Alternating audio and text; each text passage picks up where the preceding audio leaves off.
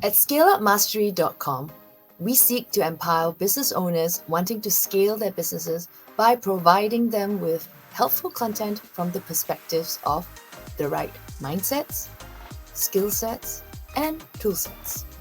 Scaling a business often involves a combination of strategy and operations management. Oftentimes, entrepreneurs seek the support of consultants to help them achieve their growth objectives. Today, we have with us Mr. Jeffrey Bahar, COO of Yamada Consulting and Spire, a company specializing in crafting bespoke solutions for business growth opportunities. They offer services that range from market research, growth advisory, and M&A spanning various industries. Welcome, Jeffrey. Hi, Xian. Thanks for having me. Oh, such an honor to have you on ScaleUpMastery.com. Thanks for taking the time. Can you tell us a little bit about Yamada and Spire Consulting, how that came about, and more importantly, how you help your clients grow? Spire was established in the year 2000 in Singapore as our first office, and I opened Indonesia office in 2003. So it's been about 20 plus years. And recently, we have changed our name from Spire Research and Consulting to be Yamada Consulting and Spire Indonesia, as I'm based in Indonesia. It's through a process of acquisitions by Yamada Consulting Group, YCG, in year 2016. And in 2024, this year, we merged our offices and organizations and rebrands as Yamada Consulting and Spire. What we do, as Xian has mentioned, is a market research, growth advisory, and merger and acquisition service. Congratulations are in order. Thank you, Xian. Can I ask you to elaborate a little bit more about the importance of strategy development versus operational execution? Because I think that a lot of the work that you do straddles a balance of one or the other, or sometimes both, right? Yes, very good questions, Xian. People always think typically creating a good strategy is the first thing to do before looking into the operational excellence and matters, actually. But it looks like strategy is a higher importance, and in many cases, it's actually put even on a more effort by the management, by the business owner, before realizing operational excellence is also important. In reality, in our experience, when we work with different clients, operations are equally important and also challenging. So it can be a higher priority, and it still needs a lot of improvement on the operational matters. So your questions, how to balance which one is important, it's actually depending on which stage of the business it is. At the beginning, when you're starting planning, perhaps strategy is important. But as you're rolling out the first 2-3 years, operational is your headaches and the challenge, and it has to be a higher balance on operational excellence than the strategy at that stage, for example. I couldn't agree more, actually, because a lot of clients tell me that I just want to grow, but actually at the end of the day, it is the operations that need to keep up with the growth. So that's why we focus a lot on the scalability of operations.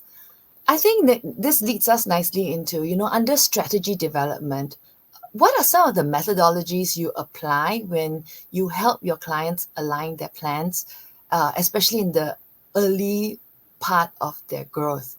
In defining strategy, this is where our organizations, Yamada Consulting and Spire, are putting a lot of efforts and has expertise service to offer to our clients.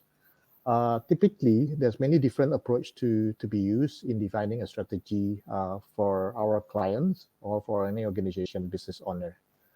First, for us, we'll first look at where is the growth opportunities, the external factors, identify what business segments, what product and services that is needed by the market, by the countries where you're have present and operations. The second strategy we'll look is evaluate your market entry strategy, whether you're going for organic entry, meaning a greenfield investment, or is a inorganic growth through business partnership, joint venture, or even merger and acquisitions. What is best between organic or inorganic business entry is depending on the industry maturity. For mature industries, if you're a latecomer, then your choice is to inorganic market entries.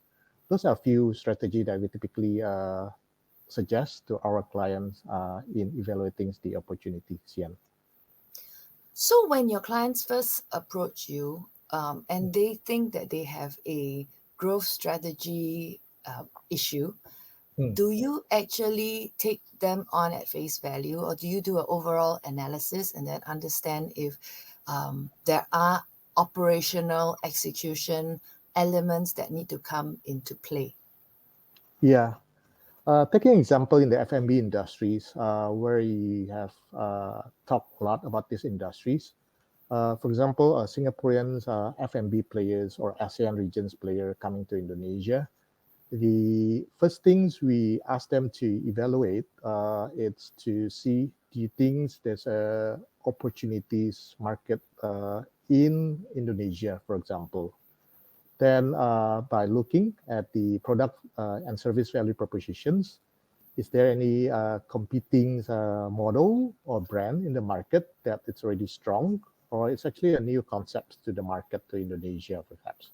And that's are the first things you need to do, and do the homework, evaluate the strategy, then decide whether you're going to open up your own operations, your own investment in Indonesia, or it's you need some partners, joint ventures, franchise models to go to the market. So when we come under the actual operations execution of some of the, the methodology and best practices that you recommend, can you elaborate a little bit more about some of the solutions that you offer to organizations? It doesn't sound like they need to be huge organizations. They can be the small, medium enterprises as well. On operational excellence, we do not have so many projects here, but we can mention a few examples where operational excellence is applicable to our clients actually. And it's very simple, as you mentioned, Xian. It could be a medium-sized company. It could be even a small company just started up in Indonesia. Typically, we suggest to our clients to set a very clear goal, transparently communicate that goals to the partners, the team that is running the operations, and then break it down to define the business objective, the parameters of the operationals to be achieved, and last is to set up a KPI. Nothing fancy, just applying a good control monitorings. And if you can adopt some digital processes like dashboard, that will be very helpful. Of course, Xian is the expert and specialization in operational excellence. So that's where your season experience will be more handy than us more focusing on the strategy side, Xian. Yes, definitely. We do work on a lot of the implementation parts. It sounds like some of the advice and the solutions you provide are diagnostic and prescriptive in nature. Although you do say that we do some of these implementation, but does Yamada Consulting and Spire actually involve themselves in some of the implementation work as well? Not so many, as we mentioned. It's more on the strategy, but I can give one out example of projects we do actually. A client of us, I think this is Reverse, Indonesian company in the food products, selling through a traditional retail store. They were actually doing international expansions, going to the Asian regions, setting up a partnership with a distribution company in Kuala Lumpur, Malaysia. So we assist them on the implementations to set up the operational excellence of its distribution company partners. We set up the baseline target of the retail coverage. Their product is sold to traditional wet market. It's a food ingredient that typically in the wet market selling to mom and pop shops. So we set up the baseline target of the retail coverage in the greater KL. Create the dashboard, informs them what is the population to be addressed in terms of the number of retail store, and then monitors its market share through the product shelf share, display share, as well as sales volume share or sales volume market shares, and monitor that on a regular monthly basis. So then they can evaluate is their partnerships with the distribution company in Malaysia has meet the objective of the operational excellence of the Indonesian company that is our clients. Yeah. So that's very exciting example actually. So are these usually one-off projects? So once you've implemented them, it's done, or are these solutions sometimes iterative by nature? So do you meet your clients again after the project is done? It's one time at the beginning, we help them to set up the target, the implementations, what to measure, the coverage. But continuing on the monitoring is just between the clients and the partners in Kuala Lumpur that actually just monitoring, putting in the numbers on the dashboard. But occasionally, if they have a doubts on the numbers and the data on the dashboard, we may be engaged to do an audit of the numbers and the data.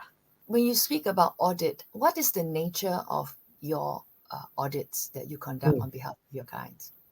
It's an independent retail audit, like the auditors, external auditors checking on your financial reports and the correctness of the numbers. So retail audit is independent data gathering at the retail shops, asking them the same parameters, how many sales volume you have in a week or a month of the product of our client brands versus the other, as well as we also do observations at the retail store.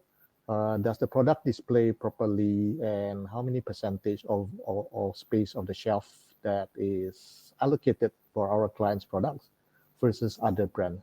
Those typical shelf share and sales volume share audit at various store sample within the coverage of the clients. So these audits are essentially an extension of the KPIs that were already laid out in the beginning, and it's just a documentation and evidence of the current situation for the clients to be able to assess the effectiveness of the programs. Is that correct? Correct. The partners will put in the regular number they have as what is their achievements to the partners in Kuala Lumpur, putting up the number in the dashboard. So then the clients can monitor and look at it almost instantly, weekly, monthly, and so on. But it's not about the trust issue, but there has to be an independent measure, making sure the number is objective and fair. And that's what we do. It could be quarterly, it could be a monthly, and it could be also a yearly basis. When the market change, when the retail landscape population expanded or decreased, then we need to reassess and provide a new targets for the next year target for them actually. In terms of corrective actions, from this perspective, would your role be more on a recommendation level? It's more on setting the right beginning target and KPI with the partners. Often when they don't have these informations, then what is the partner's distribution company commit as a target? But it's a blind spot target that the client doesn't have a good feel whether it's too high or too low actually. So our role to provide the objective targets, the baseline for both the clients in Indonesia and the partners in Malaysia to work on the same basis of goal to achieve, and it's a fair targets. To a large extent, having that data allows a high level of joint accountability. Would you say that? That's correct. That's correct. That's correct. And that's the target they should set with their partners, or how much volume to sell, to push the products, and to get the coverage at the retailer. In today's landscape of, very accessible information, do you find that some clients try to diagnose and prescribe their own solutions, and do you encourage that? What are your thoughts here? Is the role of a consultant more critical because of this self-diagnosis and prescription, because it can sometimes lead your clients down the wrong path, and then as a result they need to do more backpedaling? Consultants' role or our service is when the clients do not have the capability to do it or to do it on their own. Actually, if you have your in-house teams able to do that, it's not that we're not needed, but it's a matter of the expertise, whether you have in-house or you're outsourcing and trusting partners, a professional service like our organizations, Xian organizations, to play a role and help them to achieve their business target and operational excellence faster rather than through trial and error, actually.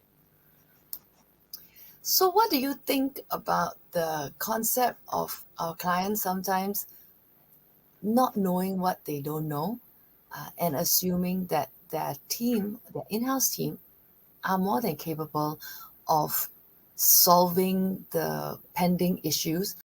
Typically, the clients know about the business. 70% they already have a good feelings about the market, about the business they have. So our role is actually to give assurance, validations, covering the remaining of the 20-30%. That in many cases, that's the situations. But we also need to think about the vested interests. If you're a sales guy, typically you'll set a lower target, the sales team in-house, because you worry whether you're able to achieve the targets or no, actually. On the other hand, if you're on the marketing, you'll be more aggressive, setting a higher dreams and goal. So then it's about a balance of not having a personal interest in terms of your department business objective, but using a professional service like us give you a holistic, independent view about what is achievable, what is the goal actually, Xian. So, here you also play the role of moderating expectations internally. In a way, yes, whether it's you and partners or internally within your organizations, within the client's organization itself. Xian. That's really priceless advice. Thank you very much, Jeffrey. So, our audience at scaleupmastery.com are a combination of food and beverage entrepreneurs, education, fitness, and wellness, as well as other service sectors. What top three advice would you offer our business owners to help them get from surviving in these tough times to thriving operationally? Number one is what I recently picked up on my trips to HQ Tokyo trips last April. It's a comment from our executive board officer directors in Japan, Mr. Yosuke Funayama-san. When he spoke to me, he mentions, "Oh, okay, you need to think as a business owner and a founder mindset." So it's a combination of both. Most of us here are business owner. Business owner will look for profit, commercial driven business because that's our main objective. But the second word you mentioned, combination of business owner and founder, that has a deep and different meanings actually. A founder of startup, a founder of business typically has driven to have a sustainable business, long-lasting business and organization, and even to create a legacy mindset actually. And you need to have both a combination of business owner and founder mindset to have a balance between profit, commercial, as well as sustainability and legacy. Do you think that which one is important, business owner or founder? I think you yourself is also a business owner and founders. I think Any the view on business that? owner and founder have different views. I think one of the main comments that you spoke about earlier is that at different times, business owners go through different learning paths and learning journeys. And when they hit one plateau, they need to understand what it would take for them to go to that next level. Next And step, so yeah, that's also one of the places where consultants can actually augment that growth much faster, and especially in the learning journey of business owners. So as a business owner, I think that we need to keep ourselves open to new input and continue to scale and recognize importantly that we may have reached a plateau, whether or not we at some point need to bring in a professional CEO or a professional COO or a correct. consulting company to actually help us to adjust our expectations so that it gives us additional power to take that next mountain Next hike growth, yeah, yeah. with our team. I think that that growth is important, and for us to understand what is needed in terms of the tools and equipment that will help us along this journey. Yeah, in many cases, business owner always thinks about profits and revenues, right? So that's common pitfalls. I think you have experienced that a lot too, actually. So then the additional comments on the first tip is not just focus on profitability and commercial or revenues, but also thinks about the long-term growth, sustainability, as Xian has mentioned, actually. So that's something that very important mindset, right, Xian? Agree with that? Not always profit and revenue. Absolutely. Absolutely. Is there any final parting word that you would like to share with the audience? Oh, okay. Digital transformation adopting AI is inevitably, I think, since COVID and pandemics happened to us. So I'll not mention a lot of that. And my last comments will be adopting Ikigai concepts. Ikigai is a Japanese concept of a reason for being. This is the survival tips for many Japanese in the high demanding environment of works, career, and business. Idealistic environment for operational excellence. And it's actually a combining of four factors. If you look at the left, it's about what you are good at. On the top, it's what you love doing. You have a passion. And on the right, it's what the world needs. I mean, it's something, a product services that needed by the world, by the market. And the bottom is what the world will pay for the product and services. If you're able to combine all these factors and put yourself on the center, Ikigai, that is secrets where it'll be profitable, it'll be commercially driven and grow, and also is sustainable. That's my last tips about this to business owner and founders. Adopt the Ikigai concepts in whatever you're doing. Wow, you definitely saved the best for last. I think that looking at that Ikigai model, a lot of entrepreneurs will be able to do a self diagnosis on where they sit and whether or not they have a nice balance of all the elements of that Ikigai model. So thank you very much, Jeffrey, for sharing that with us. We really appreciate it. So thank you for spending so much time with us this morning. Our audience and I, thank you. Thank you for having us, Xian.